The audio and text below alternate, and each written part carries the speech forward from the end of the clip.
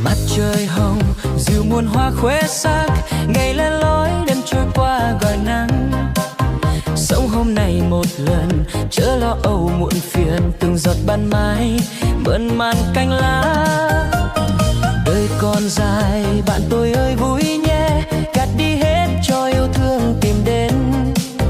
Khóc đi em một lần, khóc cho trôi buồn phiền, rồi bình minh tim hoan ca rộn ràng.